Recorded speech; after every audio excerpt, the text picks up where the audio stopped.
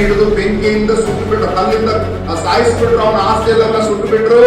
ಆಗ ದೇವರು ಹೇಳ್ತಾನೆ, ಆಗ ಯೆಹೋವನ ರೋಷಾಗ್ನಿಯು ಅಡಗಿ ಹೋಯಿತು. ನೋಡಿ ಗಮನಿಸಿರಿ, ಯಾಕೆ ಕೊಟ್ಟಿದ್ದಾರೆ ಒಂದು ದೇವರ ವಾಕ್ಯಗಳನ್ನ, ಯಾವ ಉದ್ದೇಶಕ್ಕಾಗಿ ದೇವರು ಪರಿಸ್ಥಿತಿ ಎಲ್ಲ ವಿಷಯಗಳನ್ನ.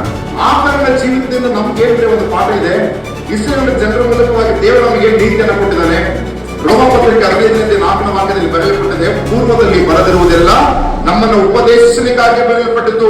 ಅವುಗಳನ್ನು ಓದಿ ಸ್ಥಿರಚಿತ್ತವನ್ನು ಆದರಣೆಯನ್ನು ಹೊಂದಿ ರಕ್ಷಣೆಯ ನಿರೀಕ್ಷೆಯುಳ್ಳವರಾಗಿರ್ಲಿಕ್ಕಾಗಿ ಆ ಗ್ರಂಥಗಳು ಬರೆಯಲ್ಪಟ್ಟು ಎಂಬುದಾಗಿ. ಹಾಗಾದ್ರೆ ಇಲ್ಲಿರುವಂತಹ ಬುದ್ಧಿವಾದ ಏನಾಗಿದೆ ನಮಗೆ, ಇಲ್ಲಿರುವಂತಹ ಒಂದು ಆದರಣೆ ಏನಾಗಿದೆ ನಮಗೆ, ನಾವೆಲ್ಲರೂ ಕೂಡ ಆಲಿಸೋಣ. ದೇವರು ನಮ್ಮನ್ನು ಆರಿಸಿಕೊಂಡಿರುವಂತದ್ದು ಯಾವುದೋ ಒಂದು ಕೆಟ್ಟ ಉದ್ದೇಶಕ್ಕಾಗಿ ಅಲ್ಲ. ದೇವರು ನಮ್ಮನ್ನು ಆರಿಸಿಕೊಂಡಿರುವಂತದ್ದು ಯಾವುದೋ ಒಂದು ಲೌಕಿಕವಾದ ಜೀವಿತವನ್ನ ಜೀವಿಸಲಿಕ್ಕಾಗಿ ಅಲ್ಲರಿ.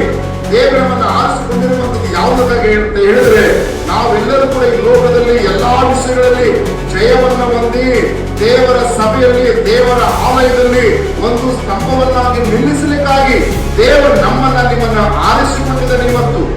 ಹಲ್ಲೆಲೂಯ. ಯಾಕೆ ಆರಿಸಿಕೊಂಡಿರುವ ದೇವರನ್ನ?